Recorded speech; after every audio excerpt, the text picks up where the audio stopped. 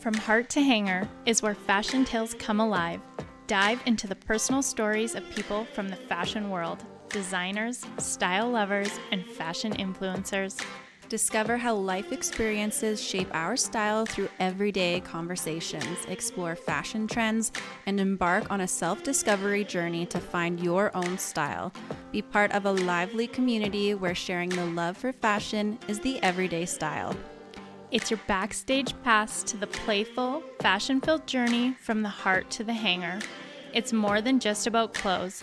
It's about the magic of fashion that binds us all. Get ready to be a part of the story where every episode is a runway of ideas and stories waiting to be shared.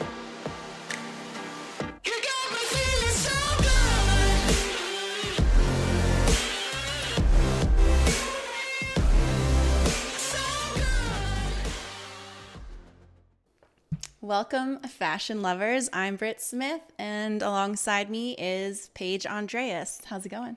Good. How are you? I'm great. I'm so excited to talk about this week about your evolution of your personal style over the years, because I've known you from a young age. Yes. And I can't wait to paint this picture for our listeners about your style then and how it is now. Yeah, for sure. I feel like it has definitely evolved.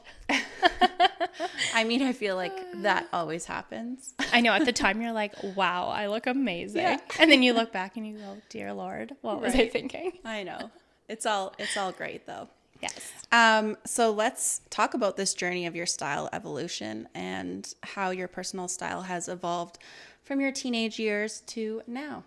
Yeah. So I was thinking about this earlier today. I think for me, the biggest change is probably I used to be like really into color and kind of more, I don't want to say statement pieces because I still love statement pieces, but I like them to be more, I guess like polished and more, a little bit more on the edge of professional. Whereas like I used to wear a ton of pink. I actually remember one time, I think it was like grade 10 science class or something like that. My teacher, she hated the color pink, and I was obsessed. I still love pink, but I was next level obsessed. And so I had like a pink sweater, I had pink jeans, a pink headband, like this was going a little nuts. And then I remember crossing my leg, and she's like, Paige, stop it right now. She's like, do you seriously have pink soles on your shoes? I was like, yes. Everything must be pink. So yeah, I feel like I just have like tone down the colors, and I'm a lot more into kind of like neutrals and basics, and I feel like it's just easier to create that well-rounded wardrobe, but was still adding in a few statement pieces. Nice. So, yeah. I feel like you might have just worn pink to despise this teacher if you had pink soles. I think so. I mean, I didn't always wear pink head to toe, but yeah, I liked her reactions. Nice. Okay, so going back to your personal style in the teenage years, when I think of you, I think of, I don't even know what the hats were called, and I feel like you still wear them because you look so good in them. Like fedoras, yeah. or wide-brimmed hats. Or like, I want to say like the train conductor hats. Yeah. But I'm always wondering too, like every brand calls them different things. I think like the proper name is like Page Boy hat, which is funny because it's like, it's meant to be. Not the train conductor. That's what I call them too. Because it's, or like, sometimes I even feel like a police officer. Okay. Yeah. I swear I'll be driving and like I have this really like this black one and it's quite high. And I swear people slow down when I'm behind them. They think I'm like undercover or something. Oh my gosh. I love it. Okay. I got you sidetracked though. You were talking about my high school, you know? Yeah. Okay. So yeah, tell us more about just why that's evolved and from your, I don't know, from that sort of style to now. I know like becoming, I mean, more adult mom, like I know like I wear neutrals. I mean, I love black. Yes. I feel like back in the day, if I would have told my teenager self that I would only be wearing black, I'd be like, oh gosh, did I turn goth or something? I know. Why is that? I was don't know. I always thought when you're all black, you're like, it's like a funeral attire, you know, but it's so classy. It's slimming. And I know we've talked about this before. Once you have kids, your body, I'm not saying it's like lots of people have I think their body looks better after kids. I'm not saying it can't be better. It's just different. And so, yeah, black's always like a nice color for that. But yeah, I don't know. I just feel like as I've gotten older, I've just been more drawn to basics. And for me, I think we talked last time about investing in those statement pieces. And when it comes to investing, I do think it is important to stick to more neutral colors and then kind of add your pops of colors and your patterns with those more affordable items, just because, I mean, your style changes, right? Like every couple months, I kind of like to do a closet edit. And I started this probably like, I don't know, 8 years ago. I used to hoard everything. Like I just had such a hard time parting with clothing. And I've noticed every time I do it, it's like my style is still changing. Right. Like it's the first time I went through it, it was so colorful. I actually, when I started as a personal shopper at the Bay, all the employees had to wear black. And I remember saying to them, I'm like, how am I supposed to express my style if I can't even show it through my clothing? And so they were like, okay, we'll make the exception. Like you can wear what you want. But then of course the other employees would be like, why does Paige get to wear color? So then lots of times I just was sick of like answering that question. So I was like, okay, I'm just going to wear black lots of days. And I literally had nothing black in my wardrobe. I'm like, this is crazy. And now if you were to look at it, it's literally like the top row is cream and white and the bottom's like black and gray. Of course, my dresses and jackets have pops of color, but yeah, I swear it's like constantly evolving. And just as our style kind of, tells a story about how we're feeling, and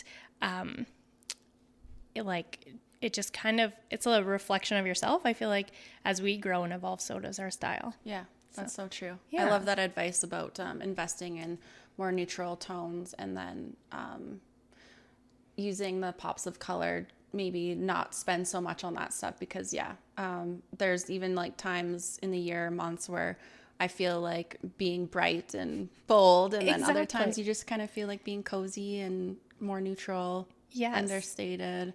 Totally. Yeah, kind of. I feel like there was like that whole movement sort of during COVID, after we had all been hunkered down for all that time. They were, what were they calling it? Like mood dressing or something. It was like wearing color just does elevate your mood. And I mean, I believe that, but like I also like the sultry, sexy feel of wearing black. So yeah, it all has a time and place. I like the what was the term you used? Closet edit? Yes. I didn't know that was a term. I call it the purge. I mean, I do too. Yeah. I feel like closet edit is what the personal stylist, it's like the technical term. I like that. Yeah. I sort of still am the same way as hoarding. I'm like, maybe I'll use this for a Halloween costume in the future. Honestly, I was like that forever. And I will say now sometimes it's like, I'm like, oh my God, where's that piece? Right. And then I'm like, oh, that's why I used to keep everything. But at the same time, when you have less, it's just so much easier to like see what you have, and instead of just looking at your closet and seeing like an ocean of stuff and having nothing to wear. Right. That's so true. Yeah. Okay, well, you can come over and come through my closet. Come do an edit. Yeah. Perfect. So can you recall a sort of like a pivotal fashion moment or piece that has significantly influenced your style? That's a hard one. Like if there was like a actual piece, I don't know. I was reading through these earlier and I was trying to think of something, but I think for me is like, as the years go on, it's like every season or every couple of years, I'll find something that I really like gravitate towards. And then it kind of becomes like an obsession in a way, I guess. A couple of years ago, they launched like putting shoulder pads back into things. And I really like, that was just me. I was like, this speaks to me. And it did like totally pivot my wardrobe, because it was like, then I was buying t-shirts with shoulder pads, tank tops with shoulder pads, jackets with shoulder pads. Like it just made me feel really feminine, but also have like that little bit of masculine, like, I don't know, in control vibe. So I would say there's no specific piece, but definitely as the seasons and years go on, I find something and it does kind of pivot the direction I'm going in with my style. Yeah. Speaking of shoulder pads, I pulled out an old dress that I wore when I was probably 8 years old, and my daughter wanted to wear it to school the other day, and it had shoulder pads in it. What? Yeah. Okay, you were just like ahead of the time. Right, I guess. Sometimes I honestly look back at pictures and I had this, like, I was wearing jumpsuits in like grade 7. And people were like, what in the world are you wearing? Right. Well, my daughter's like, Mom, what are these? You're like, they're shoulder pads and you will love them. Yes. And when we were kids, we would have been like, oh my God, Right? that's like what my grandma wears. Right. I'm not wearing that. I know. I can't believe I wore that one. Hey, Okay. you knew what was up. I guess. Or my mom did. Yeah. She's like, you're wearing this. Okay, so reflecting on your style history, how do you think your personal evolution has mirrored, or I guess maybe it differed from broader fashion trends? Yeah. So this is my thing with trends. It's always take what you like and leave the rest behind. So I will say, I mean, there's been, just like we said, the shoulder pads. I loved it and I went ahead with it. But lots of times I skip over them. I can appreciate them. I like seeing them on the runways, in magazines, but I find a lot of times they don't translate that well into real life, or they're going to be so short-lived. So I've always kind of had a little bit more like classic and timeless style, I guess. I love that. Yeah. Because when I see, wasn't there just a big fashion show somewhere? I don't know. It was popping up on my Instagram, just a bunch of models walking the runway. Oh my goodness. And I'm not sure what it was, but doesn't really matter. I'm stumped. I feel like they go on all the time. Yes. I don't know. I don't follow them. I know there was like quite a few. There was one where she was like retiring. It was her last show. I don't know why. Mom brain again. Yeah. Here we go. Mom fog. But to your point, some of the stuff that you see walking down the runway is like, where would anyone wear this? Honestly, like or it's a very specific body type that could get away with it. Yeah. Living in Calgary, Alberta, I think even harder than if you were to live in like LA or New York. But yeah, there's like a pantless trend going on. Have you seen that? No. What is this? Tell me more. It was literally all over the runways. And I've seen like some of the celebrities, I'm pretty sure like Hailey Bieber and Kendall Jenner, but they're literally wearing underwear. Okay. No pants. And like heels and a blazer. Oh. It's just like, and sometimes they're wearing like men's boxers. Or like briefs. They're more fitted, but literally no pants. Could you imagine doing that in Calgary? No. You would get like arrested. People would be like, this person's lost their mind. Are they trying to make a point of something, or is it they just don't want to wear any pantaloons? I mean, I guess it might be part of the whole like, the whole like free the nipple, like how women should be able to dress as freely as they want. I'm not sure. Yeah. But yeah, those are a couple trends I'm going to, free the nipple post babies. I don't know. Might not be what people want to see. Might not be a crowd pleaser. Definitely not freeing mine anytime soon. Oh my gosh. Yeah. Well, going back to the pantless things, I still remember my mom saying when she was in middle school, they still had to wear dresses and skirts. They were not allowed to wear pants. Isn't that blows my mind. That is so crazy. Like I'm wearing a dress right now, but I would say I wear jeans like 90% of the time. So I cannot imagine. No. So maybe, I don't know, maybe they were trying to prove a point of something. Yeah, I'm sure there is some like point behind it, but yeah, I just know I'm it's not for hoping me. there is, but giving them the benefit of the doubt. They're showing off their great legs. Yeah. Oh my gosh. Okay. So next question I have for you is, in terms of style, what advice would you give your younger self? Little Paige, what would you say to her? Keep doing your thing. Keep wearing those witch kicks. Yeah, is that what the boys called them? Witch kicks, yes. Yeah, I mean, I was always pretty like confident in what I wore. But of course, when you're younger, you do take things to heart. So I think I would just, give myself the advice that wear things that make you feel good and just really not take what people say to heart. Because if it makes you feel good, what's that saying? Like, everyone else's opinion is not your problem. Oh, I like that. Right? Yeah. So that's their problem. Very true. Okay. So, your personal fashion choices, how does that reflect in the designs of your brand, ARIANNA ANDREAS? Well, it definitely, I would say you will see it carry over a lot, like my style. If we want to go way back to when this started, I think I was telling you the first item I designed was a leather jacket. I had this design in my head for years. I thought if I ever start a line, the first thing I'm creating is a leather jacket. Cool. I always felt like I have so many, and I've bought so many over the years and sold them, and there was always just something that I'm like, this just doesn't fit right. It just isn't making me feel the way I feel like a leather jacket should. So I was like, I'm going to create my ideal leather jacket and hope everyone else likes it. So that's how it started out. I would say I started creating a collection of items that I wished I could find and couldn't. Okay. And then of course now, like once you kind of like hone in on who your target is, you of course have to kind of like broaden that. So I try to add pieces of my personal style into it, but also broaden it a bit to kind of like meet more people's style. That's kind of what I was interested in knowing. I'm like, when you sit down and sketch something, are you sketching something that obviously you would love wearing, right? Yeah. But then also thinking of your clientele and what they would like.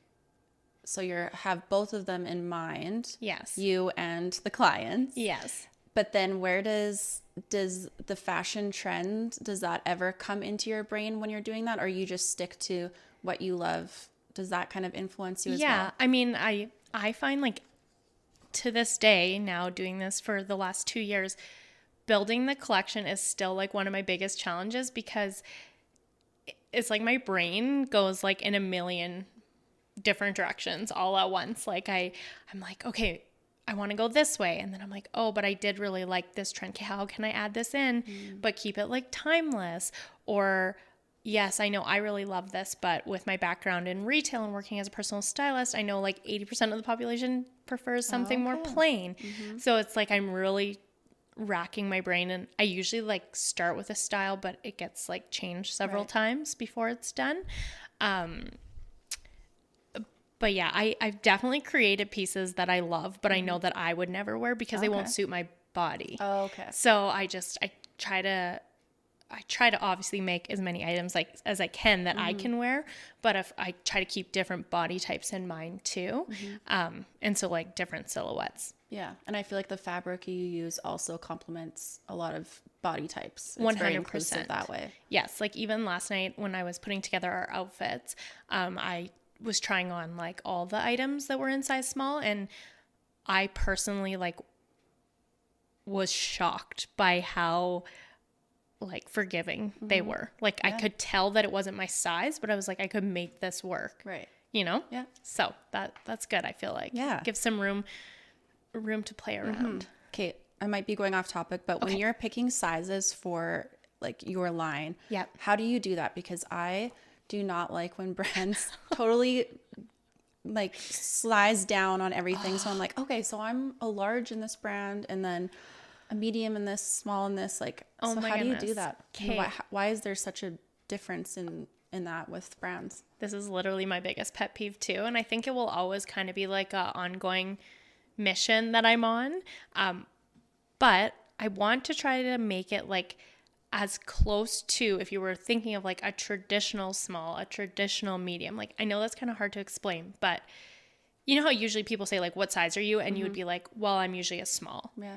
Right? Because 70% of the time you're a small, and then you have those brands where it's just like extra large, double XS. Yeah. Like it's just all over the place. But I'm trying to keep it as close and as generalized as possible with a little extra room. Okay. So then if you are ordering online, right? So if you are ordering online and say you're like normally at 28 in denim, which would be like my regular size, then I would get it and I would have a little extra room. Okay. So you could you could be a 27 or a larger 27 or a smaller 29, and it would kind of like work for all three. You would just get a little bit different look. So on one person, it'd be a little more fitted, excuse me. And then on another person, it would be like a little bit more relaxed fit. Okay. So opposed to like I've ordered denim online and then I literally can't get them past my hip. And I'm like, okay, this is like so off. Every brand has their own size guide. So it's like, if that's what they decide they want it to be, fine. But I just like, that's frustrating for me. So, you're brave ordering denim online, by the way. Yes, that's why consignment has become my best friend because I've had a lot of fails over the last few years. Okay. So going back to fashion trends, which ones have you embraced or avoided over the years? I'm curious. Yeah. So I guess I kind of used my I gave away the pantless trend. I'm not embracing that. Okay. I refuse. I do find sometimes too, it's like, I feel like fashion trend setters, like a lot of times they're ahead of the trend, but because I'm not huge into following the trends, lots of times, I don't know if this has ever happened to you, but I'll hate it when it first comes out. And then eventually I'm like, okay, I can accept that. Oh yeah. But there. yes, but like I said, we did kind of touch on this, but I would say the shoulder pad trend, huge on that.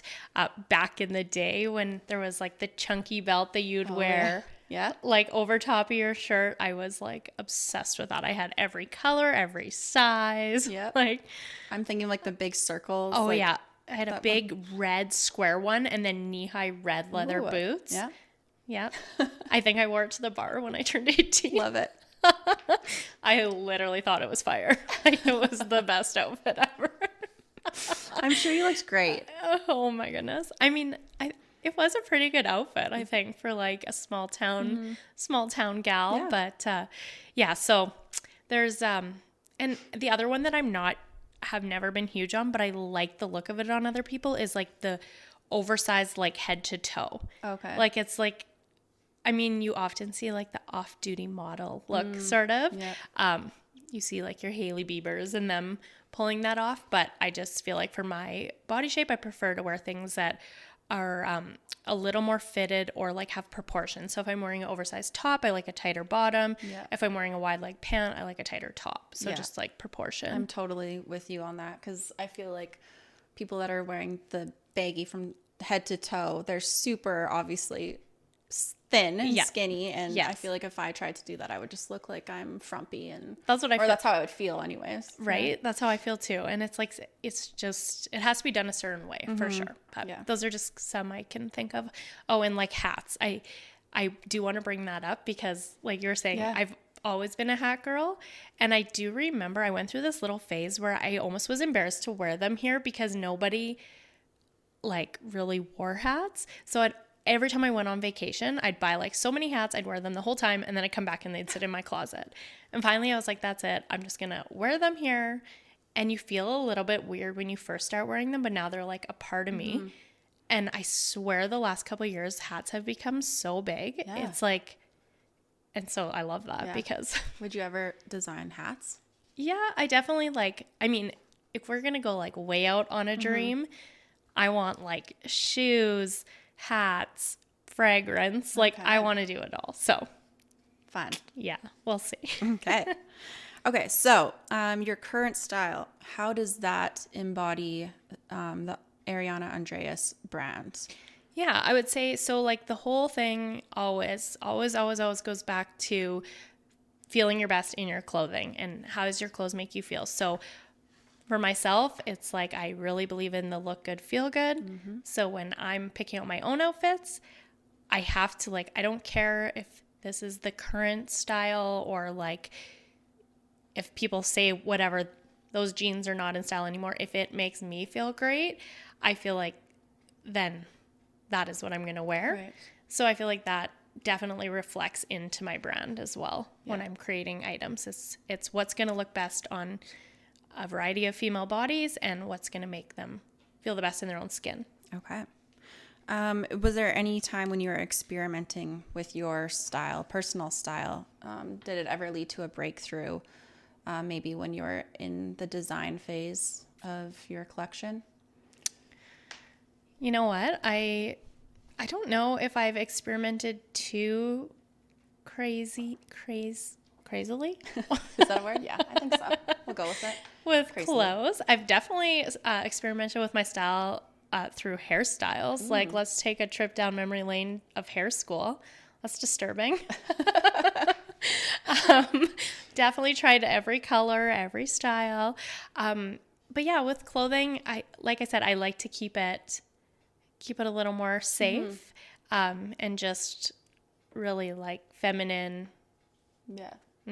Maybe a little edgy sometimes. I would say that's like the craziest I go, by adding a little bit of edginess to my outfits. Yeah, and I think when you said safe, like safe in a good way, like you don't want to be bland, because Exactly. I definitely don't think your collection is bland at all. You have those pieces, like the jackets, that are absolutely stunning, one of a kind pieces that I honestly haven't seen them anywhere else. I think they're so unique and gorgeous.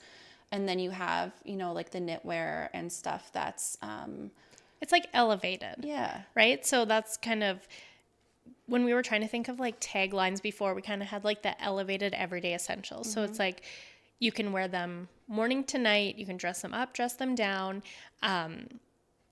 You'll always have a place to wear them. They're not going to be like a one-time wear, but you'll always feel your best when you wear them. Yeah, I love that, because as a mom, when I'm going to pick up the kids from school, throw on a pair of jeans, and if I have like a nice sweater to put on, I just feel more put together, and I probably look more put together. I don't want to go to school every day in like scrubs and Lulus and you know, get there like half frazzled. So if I have those pieces, then at least I look put together and I know what I'm doing. I know. I'm always frazzled and I'm always late, which I'm really trying to work on. But at least people always tell me, like, why do you look so nice for drop-off?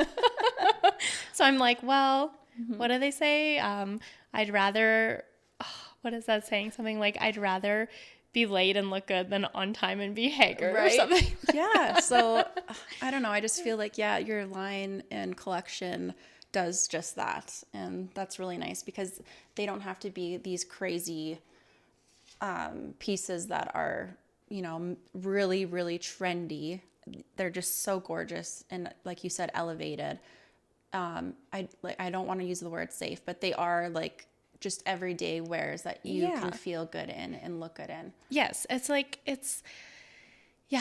trying to find the right word too, but it's almost like simplified in the fact that, you know, sometimes you're out shopping and you find this like amazing piece and you're like, I love this, but like, how am I going to wear this? Yeah. Or like it just sits in your closet because it feels like you don't know how to put it together.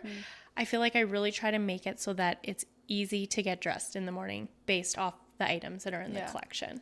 And you can tell that it's like made from, I don't know, luxurious fabric, because I know I've bought nicer, or what I thought were nicer tops, and they've maybe lasted me a few wears and then they look ratty and so frustrating. Oh yeah. So I know that your clothes don't do that. Thank you.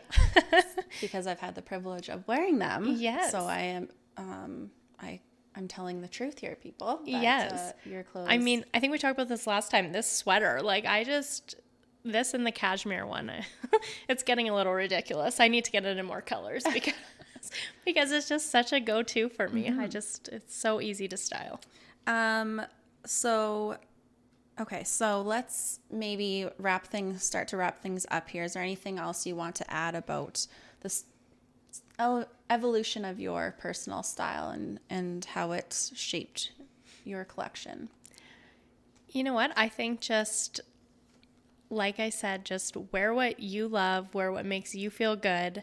And that's when you're going to look your best. It's always like confidence is the best look. Yeah. So if you're confident in what you're wearing, people are going to be like attracted to you, and they're going to want to wear what you're wearing. Yeah. Because you're just like exuding confidence. Yeah. So, yeah. Awesome. Yeah. Okay. So should we tell the listeners what we're wearing today? Sort of paint a picture of we should the clothing. This is my favorite part of doing the podcast, is coming in playing dress up.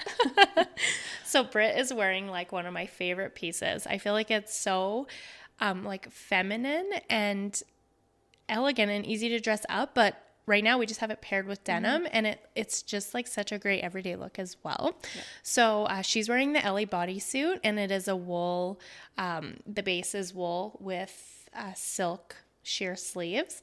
So I love that little bit of sheer detail. It's super comfortable. It is a bodysuit. I think I said that already. Hey, quick question. Is there a proper way to get into the bodysuit? Do you step in or do you pull it over your head? What are you supposed to do? Is there a way? Okay, so I personally always pull it over my head, but it's whatever's easiest for you. There is a 2-snap closure at the bottom, so it makes going to the washroom easy because, oh my God, I have to tell this story really quick. Okay. My sister would literally be so mortified, but I have to tell it anyway. Just tell her not to listen to this one. So myself and my older and youngest sister, we went to Vegas for my bachelorette party, and she was wearing a romper, and of course there was no like closure at the bottom, so you had to like full on get naked, and you see those memes where you're like sitting on the toilet. So my older sister and I, we were like in the bedroom part of the room, and she was in the washroom, like full on exposed in her romper, and we totally forgot she was in there, and one of the staff came in to bring us more towels, and he like knocked on the door. We're like, oh hi, come in, and he literally just like walks right in, opens the door, and we hear someone scream.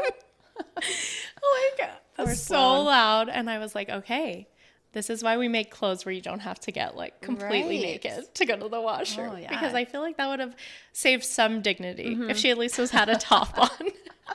Sorry, Sloan. I bet that guy didn't know he was getting a show that night. Yeah, he came like barreling out of there, beat red, and he's like, oh, so sorry, bye-bye.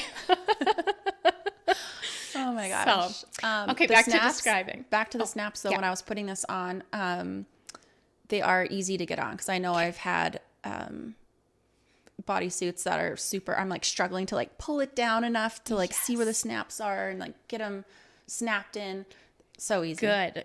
Because that's actually, was kind of a pain in the butt for the development company because they wanted to make the thong part of the bodysuit wider because then the machines can sew on the buttons. But because it is wool, I didn't want like a big piece of material, like shoved right up there. Yeah. So I had them make it thinner than usual, and therefore now they have to like hand sew on all the buttons. Okay. But it's the little things, right? Little details that go a long way, because when I was putting this on, it like the material's stretchy enough where I wasn't like hunched over, like looking for the other piece. I just quickly like snapped it together, and it didn't like stretch it out or anything. So good. Yeah. Perfect. And there is I should mention that there is rib detailing on it, which I love. I feel like that just like adds a little detail. And then you're wearing the charcoal Georgie jean or faded black, whatever you like to call it. I kind of always swap between the two because I'm like, I don't know. I call them both. And then I am wearing the Olivia boat neck pullover, which I have said over and over, I've been wearing it on repeat. It's just like I wear it with denim. I've dressed it up with like a leather jacket and my hat. I just have it belted underneath, and then you have to be watching the YouTube video to see what I'm talking about, but I just have a black slip dress, and then I put a belt and tucked the sweater into it. Yeah, it looks so for good. Kind of like a more elevated look. Yeah. So yeah. Perfect. All right. Well, that was super fun getting to know your personal style evolution over the years. And next week we will be talking, or I guess taking the listeners behind the scenes about what it takes to actually build a collection, which I'm super excited to learn about. Yes. It's very interesting with lots of ups and downs and challenges, but I can't wait to get into it. Okay. All right. Have a good one. Bye.